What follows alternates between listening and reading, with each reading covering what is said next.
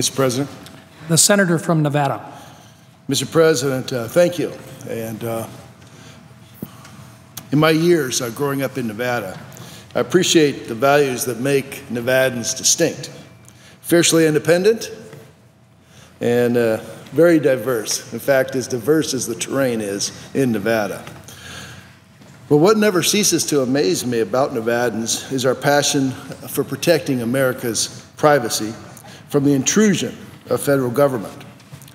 It is a value that is shared across the entire state and one that I was sworn to uphold. But many Americans have lost faith that their government will uphold their civil liberties. So it is Congress's responsibility to ensure that every piece of legislation passed by this body protects the privacy and liberties of all Americans. And I will not accept attempts to diminish these non-negotiable rights. Mr. President, that's why I'm on the floor today, to continue protecting Americans and Nevadans' privacy by pushing for my amendment on the Cybersecurity Information Sharing Act.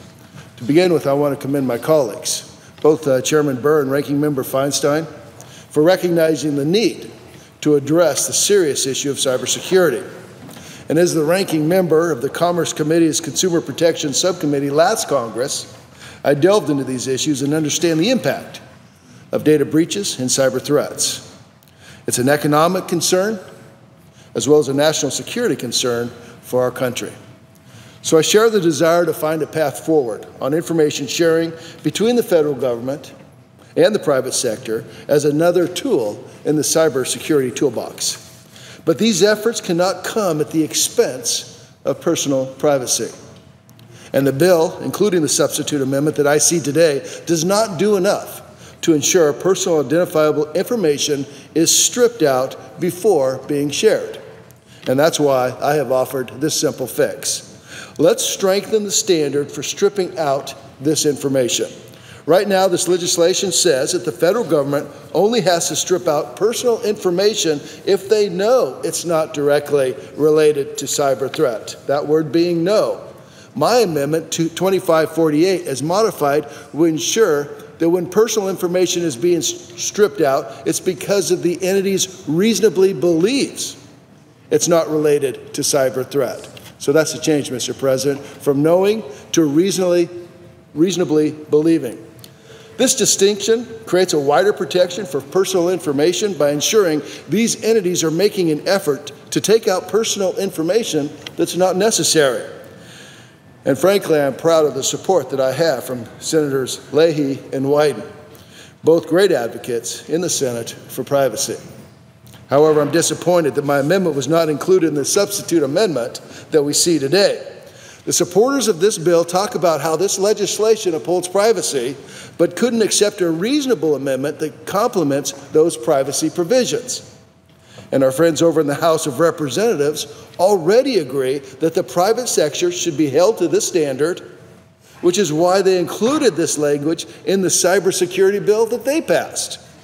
So I guess the question, Mr. President, if this is good enough for the private sector, shouldn't it be good enough for the government sector? Furthermore, DHS has publicly acknowledged the importance of removing personal identifiable information because it will allow information sharing regime to function more efficiently. So this is what it's come down to, Mr. President, is our nation's commitments to balancing the needs for sharing cybersecurity information with the needs to protect America's personal information. So like many in the tech community have already stated, security should not come at the expense of privacy. In fact, that was said a couple hundred years ago by Benjamin Franklin. Security should not come at the expense of privacy. And I believe that my amendment, 2548, to hold the federal government accountable, strikes that balance and hopes that this simple fix can be incorporated into this legislation. So I encourage my colleagues to support this common sense effort to strengthen this bill and keep our commitment to upholding the rights of all U.S. citizens. So I appreciate both Senators Burr and Feinstein's willingness to work with me on this amendment and look forward to continuing this debate. Thank you, Mr. President. With that, I yield the floor.